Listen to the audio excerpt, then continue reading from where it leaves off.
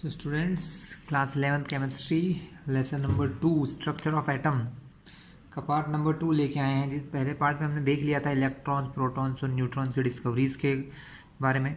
आज हम कुछ एटॉमिक मॉडल्स देखेंगे कि एटम को किस प्रकार से डिस्क्राइब किया डिफरेंट साइंटिस्ट ने अपने अपने वेज में, उसको हम देखने चलते हैं।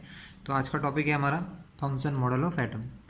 अभी भी आप इस चैनल पर न्यू है तो इसको सब्सक्राइब कर लीजिएगा, जिससे आने वाले सारे वीडियोज़ आपको मिलते जाएंगे। ओके, तो हम क्या देखेंगे? Models of atomic structure. Atomic structure का मतलब है स्टूडेंट के एटम के अंदर क्या क्या चीज़ें हैं। ये तो हमने पता लगा लिया कि इलेक्ट्रॉन, प्रोटॉन, न्यूट्रॉन थे, लेकिन ये किस प्रकार अरेंज्ड है, किस प्रकार ये एटम के अंदर होते हैं, व्हाट आर देयर पोजीशन, उनकी पोजीशन क्या होती हैं, ये सब चीज़ों के बारे में अभी हमको पता नहीं था। तो सबसे पहले सर जे थॉमसन ने सबसे पहले एक मॉडल दिया जिसको प्लम पुडिंग मॉडल कहते हैं। जे थॉमसन का क्या मानना था? जैसे कुछ पॉइंट्स लिखते जाते हैं और समझते जाते हैं। जे थॉमसन सर का मानना था कि एटम न्यूट्रल होता है। इसका मतलब टोटल पॉजिटिव चार्ज यानी कि proton is equal two electron, मतलब नंबर ऑफ प्रोटॉन जो है वो नंबर ऑफ इलेक्ट्रॉन के बराबर होते हैं। ठीक है, नंबर ऑफ प्रोटॉन किसके बराबर होते हैं? Number of electron. इसीलिए प्लस का चार्ज माइनस के चार्ज से कैंसिल होके हमारे एटम को क्या बना देता है? हमारे एटम को न्यूट्रल कर देता है। ठीक है, उन्होंने क्या माना कि एक एटम क्या है? एक चार्ज्ड स्फीयर है। एक एटम क्या है स्टूडेंट? एक एटम पॉजिटिव चार्ज का बना हुआ है, स्फीयर या बॉल है। उन्होंने एज्यूम किया कि एटम क्या है? एक पॉजिटिव चार्ज्ड स्फीयर की तरह है, जिसके अंदर इलेक्ट्रॉन क्या होते हैं? ऐसे उस पर रखे होते हैं। उनका यह मानना था। पॉजिटिव चार्ज से बना हुआ स्फीयर कौन है? एटम है, और उसके ऊपर इलेक्ट्रॉन्स जो है ये इस प्रकार रखे होते हैं। ठीक है, ये मॉडल ज़्यादा नहीं चल पाया क्योंकि कुछ ज़्यादा चीज़ों को समझा नहीं पाया था। इसको प्लम पुडिंग मॉडल इसलिए कहते हैं कि इन्होंने क्या माना है, जैसे प्लम, किसी तरबूज को हम काटते हैं तो उसके ऊपर उसके सीड्स जिस प्रकार दिखाई देते हैं, उस टाइप से हमें इलेक्ट्रॉन दिखेंगे अगर अपन एटम्स को प्रॉपरली देख पाएंगे। ये इनका अजम्पशंस था, लेकिन ये मॉडल ज़्यादा नहीं चल पाया। बट ये सिर्फ इस चीज़ को समझा पाया कि number of proton number of electron के इक्वल होते हैं। ये चीज़ इन्होंने सही बताई, जो आगे भी हमको हेल्पफुल रही। इसके अलावा बाकी इनके कुछ भी पोस्टुलेट काम नहीं आए, है ना। जैसे इन्होंने बोला कि ये पॉजिटिव चार्ज स्फीयर होता है एटम, इलेक्ट्रॉन उसके ऊपर ऐसे रखे होते हैं, तो ये चीज़ें सही नहीं पाई गई। सबसे इम्पोर्टेंट लॉ आया इसके बाद रदरफोर्ड मॉडल, जो काफ़ी सक्सेसफुल रहा। रदरफोर्ड मॉडल ने हमको काफ़ी इंफॉर्मेशन दी स्टूडेंट, है ना। तो सेकंड मॉडल था हमारा रदरफोर्ड न्यूक्लियर मॉडल स्टूडेंट। ये काफ़ी सक्सेसफुल रहा। वैसे कोई भी मॉडल कम्प्लीटली सक्सेसफुल नहीं था, बट इन्होंने भी जो इन्फॉर्मेशन दी उसमें से कुछ इन्फॉर्मेशन बहुत ही इम्पोर्टेंट और काम की थी। रदरफोर्ड मॉडल ने क्या हुआ स्टूडेंट? रदरफोर्ड ने एक एक्सपेरिमेंट किया। रदरफोर्ड सर ने क्या किया? उन्होंने एक गोल्ड फॉइल बनाई। कितनी पतली थी वो? जैसे जिसके अंदर 1000 एटम्स एक साथ रह सकते हो, मतलब इतनी पतली थी वो, बहुत ज़्यादा ही पतली थी, जिसमें अगर ऐसे साइड बाय साइड रखे तो 1000 एटम मिल सके, इतनी पतली थी वो। ठीक है, तो ऐसी गोल्ड की फॉइल थी। समझिए कि ये गोल्ड फॉइल है ना। गोल्ड की फॉइल यानी चादर सी होती है ना, आप लोगों ने एल्यूमिनियम फॉइल देखी होगी जो फूड को रैपिंग करने के काम आती है। वैसे ये गोल्ड की फॉइल इन्होंने बनाई, और इन्होंने क्या किया? उसके ऊपर अल्फ़ा पार्टिकल, है ना। इससे पहले वीडियो में मैंने बताया था कि अल्फ़ा पार्टिकल क्या होते हैं। अल्फ़ा पार्टिकल जिनके अंदर क्या होता है? 4 यूनिट मास होता है और 2 यूनिट पॉजिटिव चार्ज होता है। 4 यूनिट मास होता है और 2 यूनिट पॉजिटिव चार्ज होता है।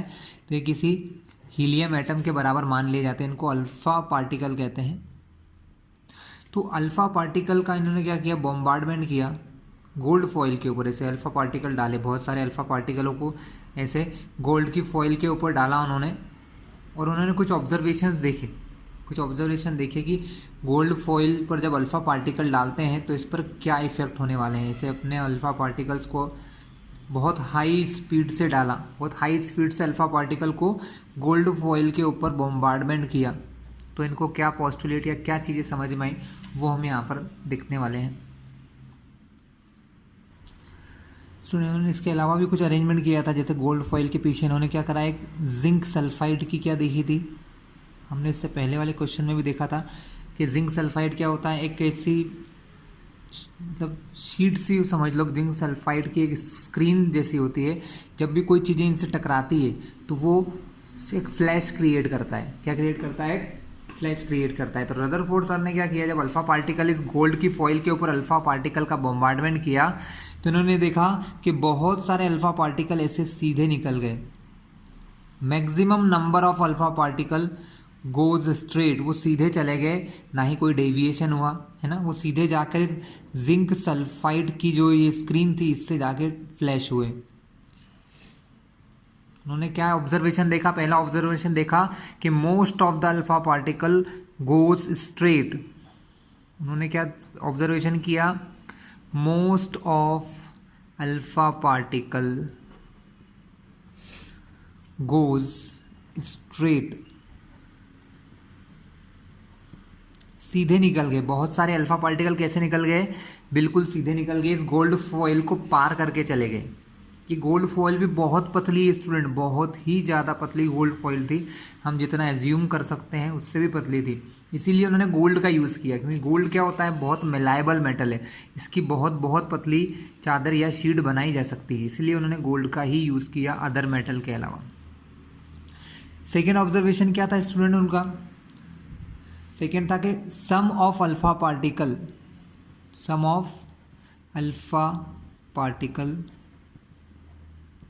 डेविएटेड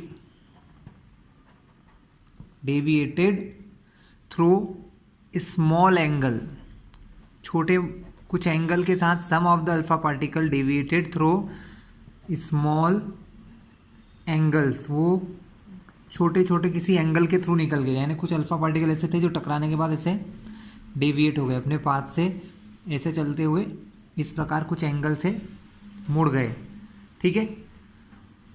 और थर्ड जो इम्पोर्टेंट पार्टिकल जो एक उन्होंने ऑब्जर्वेशन किया, वो थर्ड ऑब्जर्वेशन ये था कि 1 आउट ऑफ 20,000, मतलब लगभग 20,000 में से कोई एक ऐसा अल्फा पार्टिकल था, 1 out of 20,000 which is rebound, मतलब वो रीगेन या रीबाउंड इट्स पाथ, वो अपने पाथ में फिर से चला गया। मतलब कोई एक ऐसा आइटम था, अल्फा पार्टिकल था, जो टकराने के बाद आगे नहीं गया, फिर से अपने पाथ में रिटर्न हो गया, फिर से अपने पाथ में चला गया। तो ये 3 मोस्ट इंपॉर्टेंट ऑब्जर्वेशन उन्होंने किए। फिर से एक बार बता दूं, क्या देखा उन्होंने कि most of the alpha particle goes straight, इस गोल्ड फॉइल को पार करके बहुत सारे अल्फा पार्टिकल यहाँ जिंक सल्फाइड की स्क्रीन से स्ट्राइक किए। Some of alpha particle deviated through small angle, कुछ अल्फा पार्टिकल ऐसे थे जो कुछ स्मॉल एंगल से डेविएट हो गए, मुड़ गए, सीधे नहीं निकले। एंड 1 आउट ऑफ 20,000, लगभग एज्यूम किया है कि 1 आउट ऑफ 20,000, इनमें से 20,000 में से कोई एक अल्फा पार्टिकल ऐसा था जो उससे टकरा कर रिटर्न अपने पाथ में चला गया। तो इन ऑब्जर्वेशन के अकॉर्डिंग उन्होंने हमें एक मॉडल दिया जिसको कहते हैं रदरफोर्ड न्यूक्लियर मॉडल या रदरफोर्ड स्कैटरिंग मॉडल। उसके क्या पोस्टुलेट्स हैं अब हम लिख के देख लेते हैं स्टूडेंट।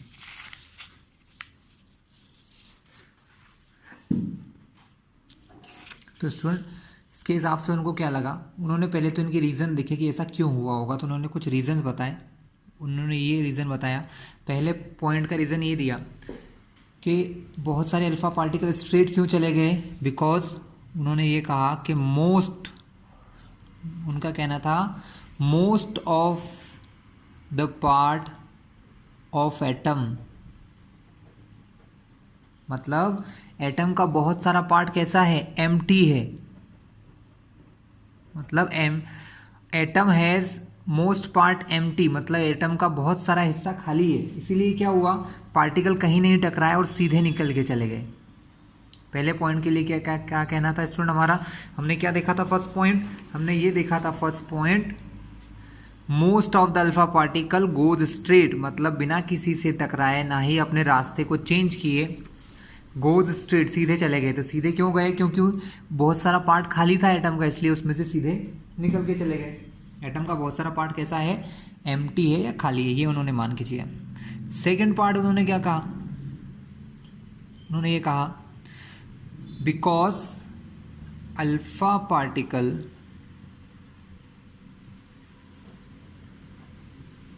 डेविएट, क्या हुआ, alpha particle deviate through a small angle,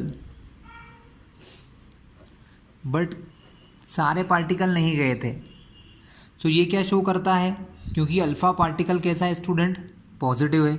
अब अल्फा पार्टिकल को कोई दूसरी पॉजिटिव चीज़ ही मिली होगी एटम के अंदर, इस वजह से वो डेविएट हुआ। दो एंगल के थ्रू डेविएट होने का मतलब कि यहाँ अगर ये सीधा जा रहा है, यहाँ पर अगर इसको कोई पॉजिटिव चार्ज मिलेगा तो ये क्या करेगा, ये अल्फा पार्टिकल उसके पास ना जाते हुए थोड़ा सा एंगल से चला जाएगा। मतलब डेविएट होने का मतलब कि अल्फा पार्टिकल डेविएट हो रहे हैं, इसका मतलब वहाँ पर कोई ना कोई पॉजिटिव चार्ज है। लेकिन ये पार्टिकल बहुत कम थे, ऐसे पार्टिकल बहुत कम थे, अल्फा पार्टिकल ऐसे पार्टिकल बहुत ही कम थे जो डेविएट हुए। इससे क्या समझ में आता है कि अल्फा जो पॉजिटिव चार्ज है, एटम का जो पॉजिटिव चार्ज है, which is not residing everywhere, वो एटम में हर जगह नहीं होता है, वो एटम में हर जगह पर नहीं होता है। जैसे कि थॉमसन मॉडल ने क्या कहा था कि एटम तो क्या है, पॉजिटिव चार्ज का एक स्फीयर है, मतलब उसमें पॉजिटिव चार्ज हर जगह है। लेकिन ये अल्फा पार्टिकल स्कैटरिंग मॉडल से समझ में आ गया कि एटम में पॉजिटिव चार्ज हर जगह नहीं है, वो कुछ स्पेसिफिक लोकेशंस पर ही होता है। So positive charge spread over some specific locations, positive charge कुछ स्पेसिफिक लोकेशंस पर ही होता है, पूरे एटम के अंदर नहीं होता है। और थर्ड पार्ट जो उन्होंने देखा कि 20,000 में से कोई एक अल्फा पार्टिकल टकरा के रिटर्न क्यों आया, बिकॉज ऐसा इसलिए कि atom has mass in its centre, मतलब इसलिए माना उन्होंने ये माना कि ऐसा इसलिए हुआ होगा कि जो एटम का सेंटर है, एटम के सेंटर में क्या है, कुछ मास प्रेजेंट है, उस मास से टकराने की वजह से। जैसे क्या वो मान लो सपोज यहाँ पर हमने माना कि उसका मास प्रेजेंट है, तो अल्फा पार्टिकल जब इस मास से टकराया तो इस मास के आगे नहीं जा सकता था, इसलिए टकरा कर उससे रिटर्न हो गया। तो because atom has a mass in its centre, तो उन्होंने क्या समझा कि एटम के सेंटर में क्या है, एक मासफुल पार्टिकल है या जो भी है, उनके सेंटर में मास प्रेजेंट है। ये तीन चीज़ें उनको समझ में आई। ये तीनों तो रीज़न थे स्टूडेंट, अभी पोस्टुलेट नहीं बताए, ये तीनों रीज़न उन्होंने समझे कि ऐसा क्यों हुआ होगा। पहला, मोस्ट ऑफ द पार्ट खाली है, इसलिए बहुत सारे पार्टिकल क्या हुए, अल्फा पार्टिकल सीधे निकल गए। दूसरा, कुछ पार्टिकल डेविएट हुए, इससे समझ में आ गया कि पॉजिटिव चार्ज की कुछ स्पेशल लोकेशन है, हर जगह पर पॉजिटिव चार्ज नहीं है। और तीसरा कि अगर अल्फा पार्टिकल कंप्लीटली डेविएट हो रहे हैं, कंप्लीटली अगर टकरा के वापस आ रहा है, तो ये इसका रीज़न ये है कि उसके सेंटर में कुछ हार्ड मास प्रेजेंट है, जिस मास से टकराने की वजह से वो रिटर्न हो गए। तो इसके अकॉर्डिंग उन्होंने तीन हमारे को मेन इंपॉर्टेंट पोस्टुलेट्स दिए। तो रदरफोर्ड मॉडल के पोस्टुलेट्स क्या हैं अब हम लिखने वाले हैं। अगर कभी सिर्फ आपसे पोस्टुलेट्स पूछेंगे तो आप यही तीनों पोस्टुलेट लिखिएगा स्टूडेंट। फर्स्ट पोस्टुलेट क्या है हमारे रदरफोर्ड मॉडल का, तो अकॉर्डिंग टू रदरफोर्ड उनका पहला पोस्टुलेट ये था, most of the mass and positive charge का मानना था कि मोस्ट ऑफ द मास मतलब बहुत सारा mass and positive charge must reside on the centre of atom, मतलब वो एटम के सेंटर में पाया जाता है, जिसको इन्होंने एक स्पेशल नेम दिया न्यूक्लियस। उसको क्या नाम दिया गया, न्यूक्लियस, इसको नाम दिया उन्होंने न्यूक्लियस ऑफ एटम। तो उनका क्या मानना था कि सेंटर में, किसी एटम के सेंटर में न्यूक्लियस होता है, न्यूक्लियस के अंदर उसका पूरा मास होता है, मतलब पूरा नहीं कह सकते, मोस्ट ऑफ द मास होता है, बहुत सारा मास उसका कहाँ होता है, सेंटर में, और उस वहीं पर उसका पॉजिटिव चार्ज भी प्रेजेंट होता है। तो न्यूक्लियस को सबसे पहले किसने बताया था, रदरफोर्ड सर ने। After that second model, second postulate उनका क्या था, सेकेंड पोस्टुलेट ये था कि न्यूक्लियस जो होता है, nucleus is surrounded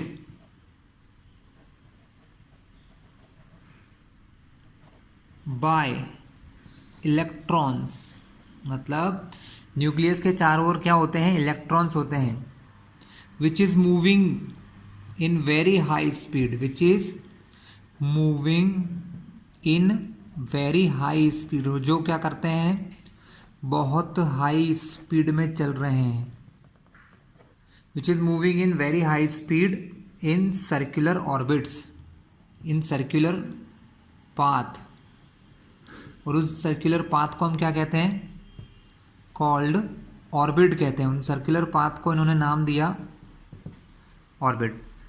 second postulate क्या कहा कि nucleus is surrounded by electron, nucleus के चारों ओर क्या होते हैं, इलेक्ट्रॉन होते हैं, which is moving in very high speed, जो बहुत तेज स्पीड से चल रहे हैं सर्कुलर पाथ में, और उस पाथ को अपन ने नाम दिया ऑर्बिट।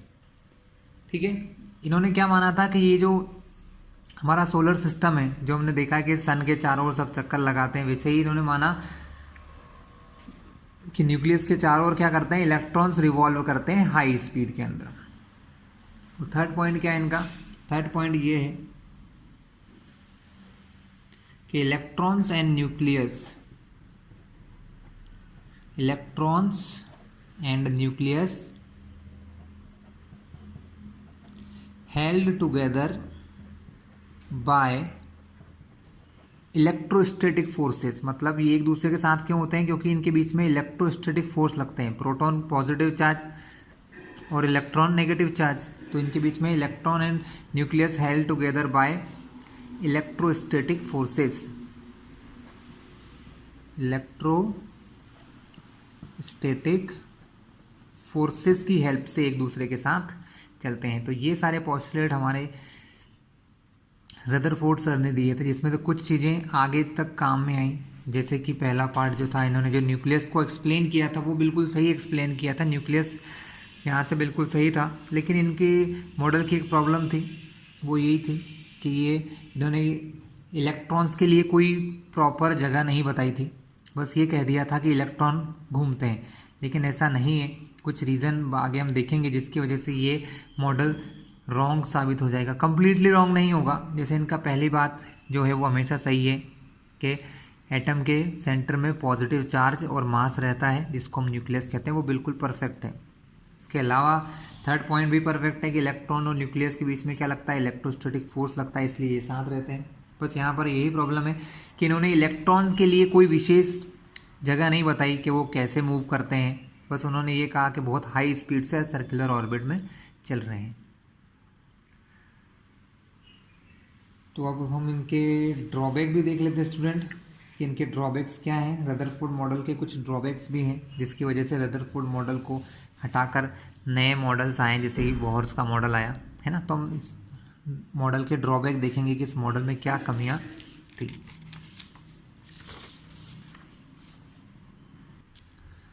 तो स्टूडेंट अब हम देखते हैं ड्रॉबैक्स ऑफ रदरफोर्ड मॉडल। ये भी जैसे जो बोर्ड के बच्चे होते हैं उनसे पूछ लेते हैं क्वेश्चंस, है ना।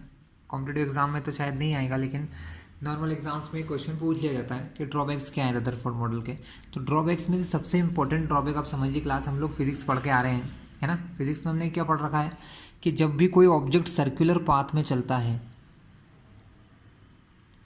तो उसकी स्पीड तो सेम रहती है, लेकिन वेलोसिटी हर पॉइंट पर चेंज होती है। जैसे अगर मैं इस पॉइंट पर बोलूँ तो वेलोसिटी की डायरेक्शन ये होती है, इस पॉइंट पर वेलोसिटी की डायरेक्शन ये होती है, किसी और पॉइंट पर वेलोसिटी की डायरेक्शन ये होती है। इसका मतलब कि इलेक्ट्रॉन जब सर्कुलर पाथ में चल रहा है तो क्या हो रहा है, उसकी वेलोसिटी बदल रही है, और वेलोसिटी में चेंज को हम एक्सीलरेशन कहते हैं स्टूडेंट। क्या कहते हैं, एक्सीलरेशन। मतलब इसमें हर सेकेंड क्या हो रहा है, एसिलरेट हो रहा है, हमारा चार्ज इलेक्ट्रॉन एसिलरेट हो रहा है, हर सेकंड इलेक्ट्रॉन क्या हो रहा है, एसिलरेट हो रहा है।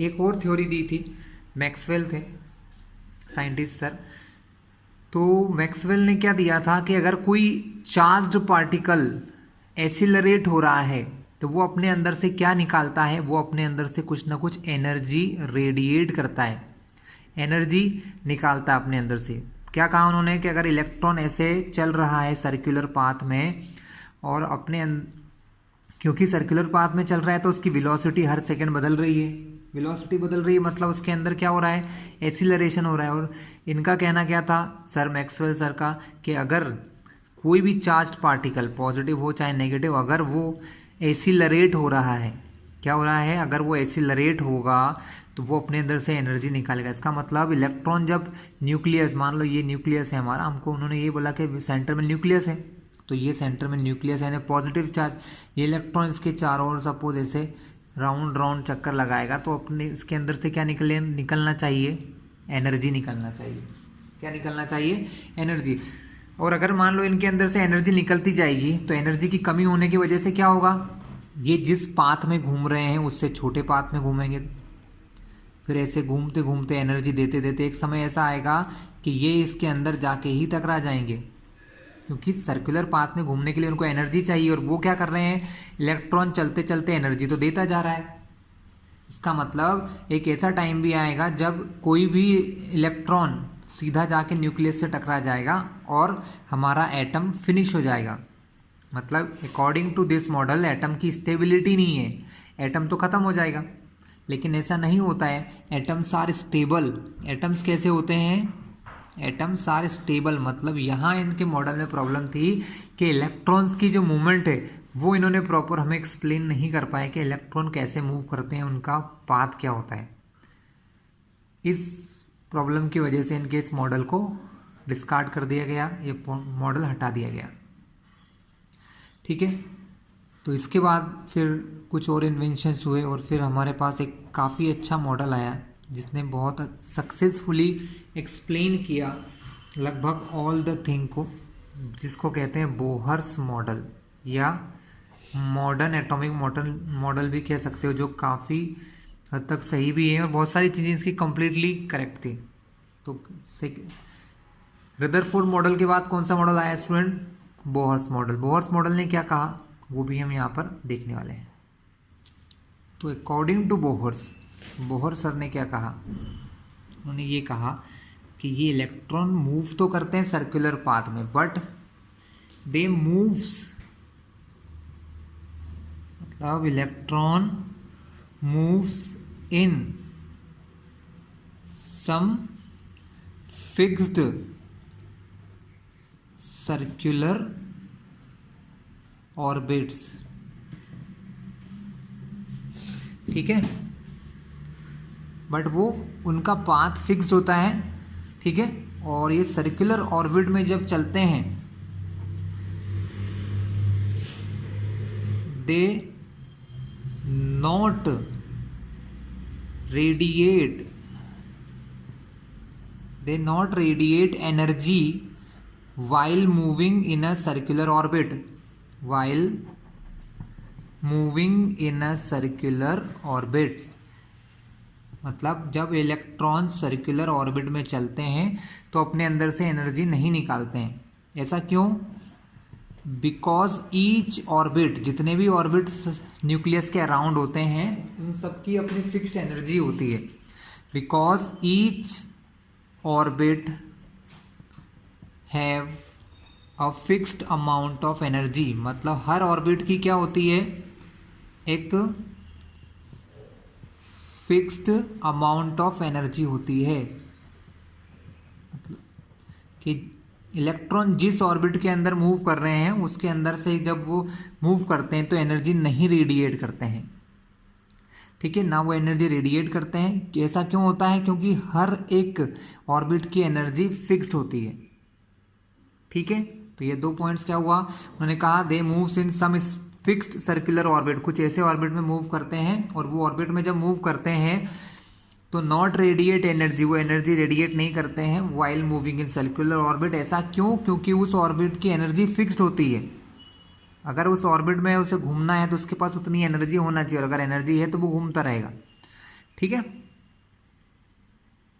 इसीलिए इन ऑर्बिट को कुछ स्पेशल नाम दिया गया जिसको कहते हैं एनर्जी लेवल्स। इनको क्या कहा गया? एनर्जी लेवल्स नाम दिया गया कि ये जो ऑर्बिट है इनको क्या बोला? Energy level. इनको ऑर्बिट की बजाय एनर्जी लेवल नाम दिया गया। इनको बोला गया कि एनर्जी लेवल को के, एल, एम, एन, मतलब वहाँ पर बहुत सारे सर्कुलर ऑर्बिट हैं। रदरफोर्ड सर के अकॉर्डिंग क्या है कि अगर सपोज ये हमारा न्यूक्लियस है तो ऐसे बहुत सारे सर्कुलर ऑर्बिट हैं। कुछ ऑर्बिट उसके पास में है, कोई ऑर्बिट उससे डिस्टेंस पर है, तो जैसे जैसे उससे डिस्टेंस पर जाते हैं ऐसे ऐसे सर्कुलर ऑर्बिट दूर जाते जाते और भी आते जाते हैं। ठीक है, इन ऑर्बिट को उन्होंने नाम दिया कि पहली शेल या पहले ऑर्बिट को के नाम दे दिया, फिर एल नाम दे दिया, अगले ऑर्बिट को एम नाम दे दिया, फिर एन नाम दे दिया। तो ऐसे अलग अलग ऑर्बिट्स को उन्होंने नेम कर दिया के, एल, एम, एन, और इनको नाम दिया एनर्जी लेवल्स। क्या नेम दे गया? एनर्जी। ऐसा क्यों? क्योंकि हर एक ऑर्बिट की अपनी एक फिक्स्ड एनर्जी होती है, यानी ये एक एनर्जी के लेवल्स हैं। ये क्या है स्टूडेंट? ये एनर्जी के लेवल हैं। जब वो किसी ऑर्बिट में मूव करते हैं, कि सपोज इलेक्ट्रॉन फर्स्ट मॉडल या फर्स्ट ऑर्बिट में है, तो जो फर्स्ट ऑर्बिट के इलेक्ट्रॉन्स होंगे उनके पास फर्स्ट ऑर्बिट में घूमने के लिए सफिशिएंट एनर्जी होगी, तभी वो उसमें मूव कर रहे हैं।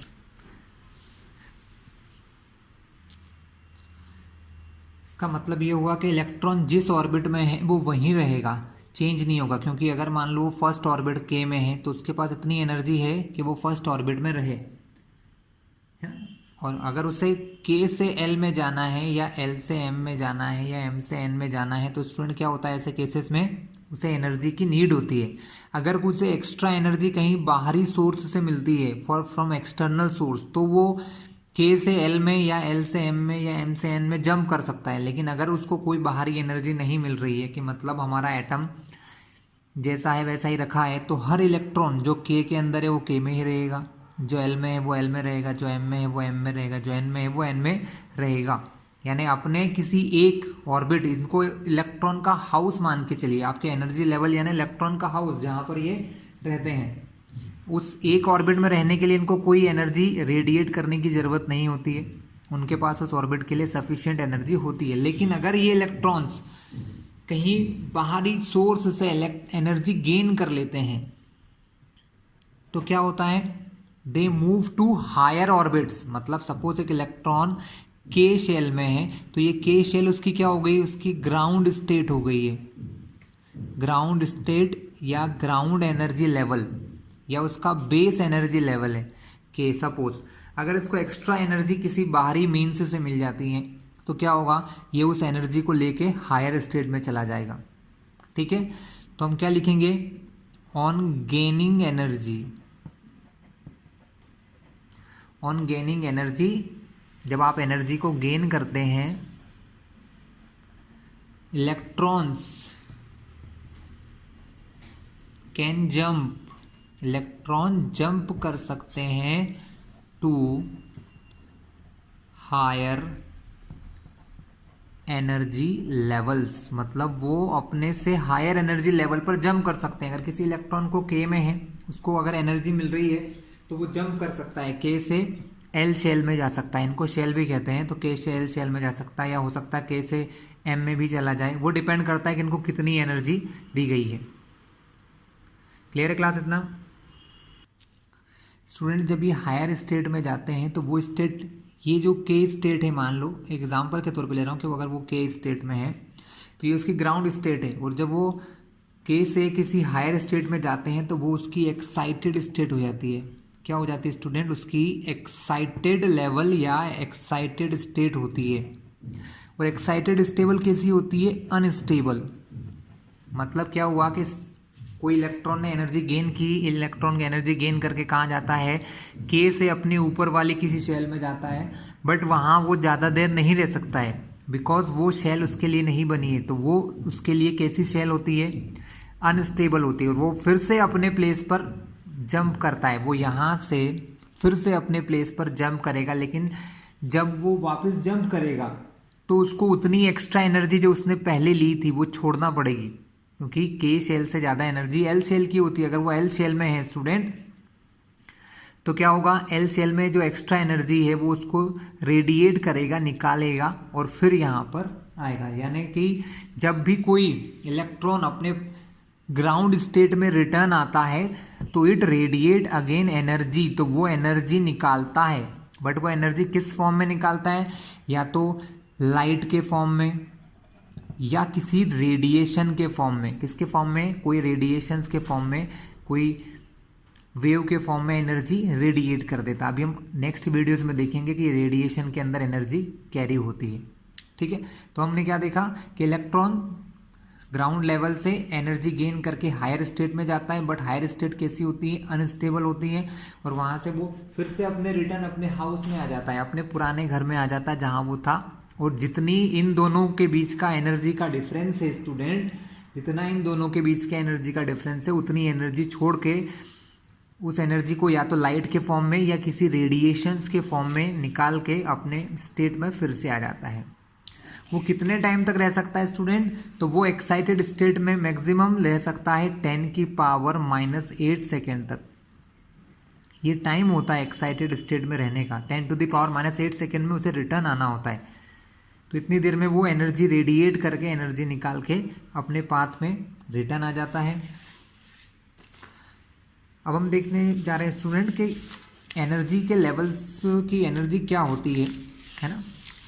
मीन्स ये है स्टूडेंट कि फर्स्ट शेल की कुछ एनर्जी है फिक्स्ड, है ना।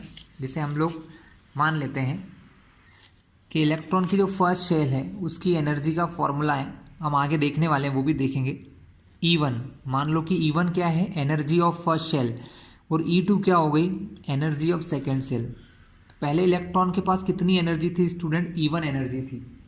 इलेक्ट्रॉन अपने ग्राउंड लेवल सपोज K में था, उसको हमने कुछ एक्स्ट्रा एनर्जी दी हीट करके या कोई भी तरीके से, जो भी तरीके हैं उससे हमने इसको एनर्जी प्रोवाइड की। ये एनर्जी से कहाँ गया, अपने हायर स्टेट में चला गया।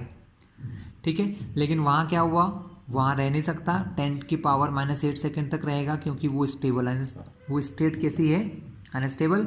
वहाँ से क्या करता है, वापस से अपने फर्स्ट शेल में आता है। लेकिन जब इन दोनों के बीच का जो एनर्जी का डिफरेंस है, मतलब E2 माइनस E1, इन दोनों के एनर्जी का जो डिफरेंस है डेल्टा E कह लो उसको, difference in energy levels, in energy level में जो डिफरेंस है, इतनी एनर्जी का क्या करेगा, कोई रेडिएशन छोड़ के वापस अपने पाथ में या अपने स्टेट में आता है स्टूडेंट। ठीक है, एनर्जी ऑफ एनी ऑर्बिट निकालने का फॉर्मूला आगे आएगा, हम लोग देखेंगे किसी ऑर्बिट की एनर्जी को हम कैसे निकाल सकते हैं, फर्स्ट शेल के की एनर्जी कैसे निकाल सकते हैं, एल की एनर्जी कैसे निकाल सकते हैं, सब फॉर्मूले हम आगे देखने वाले हैं। ठीक है, इसके अलावा एक और पोस्टुलेट इन्होंने दिया था, बोहर मॉडल का एक और पोस्टुलेट था कि इलेक्ट्रॉन हर किसी ऑर्बिट में मूव नहीं करता है, electron moves in some fixed orbit. कुछ फिक्स्ड ऑर्बिट होते हैं, और वो ऑर्बिट क्या होते हैं, वो ऑर्बिट जिनका एंगुलर मोमेंटम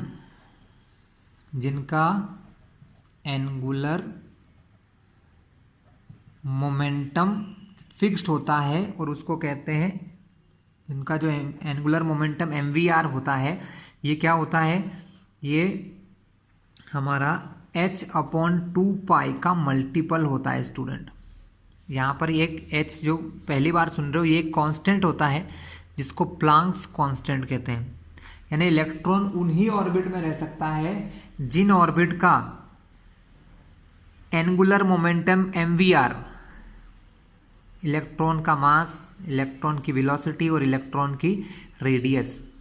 ठीक है, ये तीनों चीज़ों का जब आप मल्टीप्लाई करते हैं तो उसको कहते हैं एंगुलर मोमेंटम। तो इलेक्ट्रॉन का एंगुलर मोमेंटम कितना होना चाहिए, NH/2π होना चाहिए। n मतलब या तो वो 1 रख दो n की जगह तो h/2π होना चाहिए, या यहाँ पर 2 रख दो तो वो 2h/2π होना चाहिए, या 3 रख दो तो वो 3h/2π होना चाहिए। तो इस प्रकार के ऑर्बिट्स, कौन से ऑर्बिट, ऐसे ऑर्बिट जिनका एंगुलर मोमेंटम या h/2π है, या 2h/2π है, या 3h/2π है, या 4h/2π है, ऐसे ऑर्बिट में ही इलेक्ट्रॉन रह सकता है। नॉर्मल हर किसी ऑर्बिट में इलेक्ट्रॉन नहीं रहता है। ये उनके मॉडल की फोर्थ कंडीशन थी, जो भी बिल्कुल करेक्ट है। सो स्टूडेंट, ये था हमारे बोहर मॉडल के बारे में। बोहर मॉडल काफ़ी सक्सेसफुल रहा था।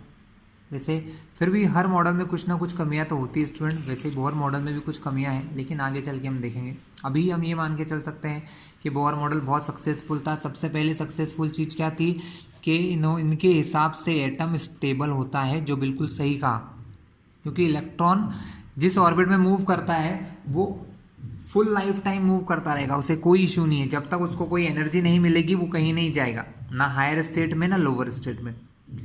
तो इलेक्ट्रॉन स्टेबल होते हैं अपने प्लेस पर, जहाँ वो चल रहे हैं वो वहीं चलते रहते हैं, कहीं नहीं जाते हैं। जब उनको एनर्जी मिलती है तो वो कहीं पर मूव करेंगे स्टूडेंट। तो इलेक्ट्रॉन्स कैसे होते हैं? इलेक्ट्रॉन्स स्टेबल होते हैं अपने पाथ में, इसीलिए इलेक्ट्रॉन की प्लेस फिक्स्ड हो गई। और प्रोटॉन्स तो हमने पहले ही देख लिए, जो हमारे रदरफोर्ड मॉडल ने कहा कि प्रोटॉन कहाँ रहते हैं। प्रोटॉन हमारे एटम के सेंटर में न्यूक्लियस में रहते हैं। तो ये न्यूक्लियस में ये चीज़ें भी हमको क्लियर हो गई कि न्यूक्लियस के अंदर कौन होता है। न्यूक्लियस के अंदर हमारा प्रोटॉन होता है। इलेक्ट्रॉन उनके चारों ओर सर्कुलर ऑर्बिट में, some fixed circular orbit with having fixed energy, जिनकी कुछ फिक्स्ड एनर्जी होती है, जिनको हम एनर्जी लेवल या एनर्जी शेल्स भी कहते हैं, इनमें मूव करते हैं। इस वजह से बोहर मॉडल काफ़ी सक्सेसफुल रहे। कुछ और चीज़ें भी इन्होंने दी जो हम देखने वाले हैं। तो स्टूडेंट, इन्होंने दो इम्पोर्टेंट फॉर्मूलेज भी हमको दिए, जो कि इस चीज़ के हैं। एक है energy of any shell, En का फॉर्मूला दिया। Energy of any shell, En का फॉर्मूला हमको बताया। दूसरा radius of any shell, Rn का फॉर्मूला भी हमको दिया। हम En का फॉर्मूला देखते हैं कि एनर्जी ऑफ एनी शेल निकालने का फॉर्मूला क्या होता है। तो En के लिए इनका फार्मूला था स्टूडेंट -2π² me⁴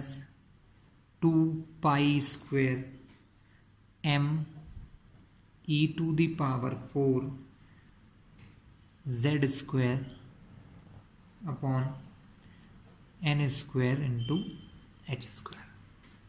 ठीक है, यहाँ पर क्या क्या चीज़ें हैं हम बता देते हैं आपको। m होता है mass of electron, E charge on electron, z होता है हमारा atomic number of any element. हम किस एलिमेंट के लिए करते हैं, क्योंकि हर एलिमेंट का एटम अपने शेप और साइज़ में डिफरेंट होता है, इसलिए हर एटम के एनर्जी या हर एटम की अपनी फर्स्ट सेल सेकंड सेल की एनर्जी डिफरेंट होती है। तो ये z पर भी डिपेंड करता है। n नंबर ऑफ शेल, कौन सी शेल की एनर्जी आप निकाल रहे हो, फर्स्ट सेल की, सेकंड सेल की, थर्ड सेल की, फोर्थ सेल की, कितनी सेल की। We know all the quantities here, हमको मास ऑफ इलेक्ट्रॉन पता है, चार्ज ऑन इलेक्ट्रॉन पता है। हम z के प्लेस पे कुछ भी लेकर और n के प्लेस पर और h की वैल्यू भी हमको पता है, तो हम En की वैल्यू फाइंड कर सकते हैं।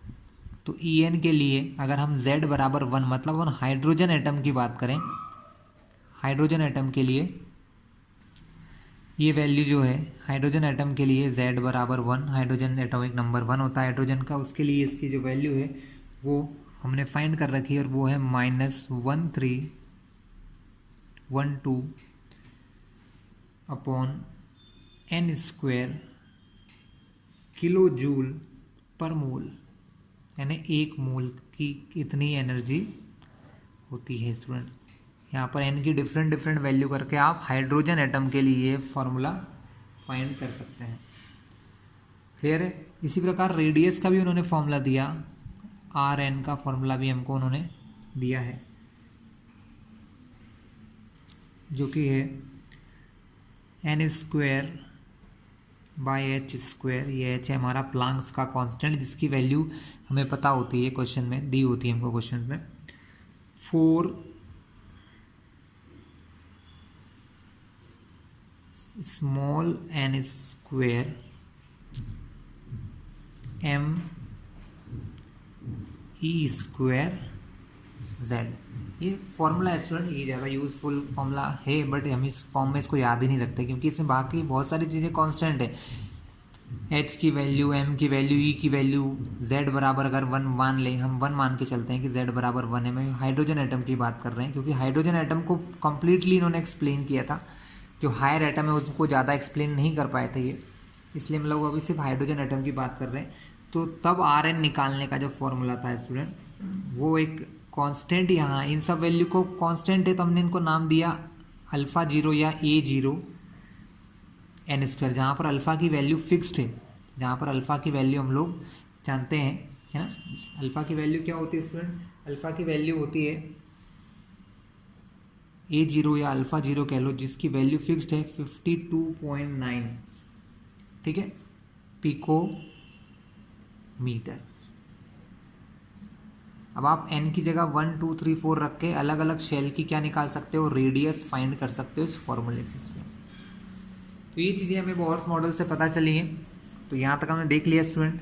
अब नेक्स्ट क्लास में हम लोग कुछ और पार्ट लेके आएंगे। यहाँ पर हमने जो बेसिक मॉडल्स थे वो देख लिए। अब इसके बाद कुछ एडवांस मॉडल्स और भी आए हैं, जैसे वेव इक्वेशन मॉडल, ठीक है, प्लांक्स थ्योरी, और काफ़ी कुछ थ्योरीज अभी बची हुई है, तो उनको हम नेक्स्ट वीडियोज़ में कवर करेंगे।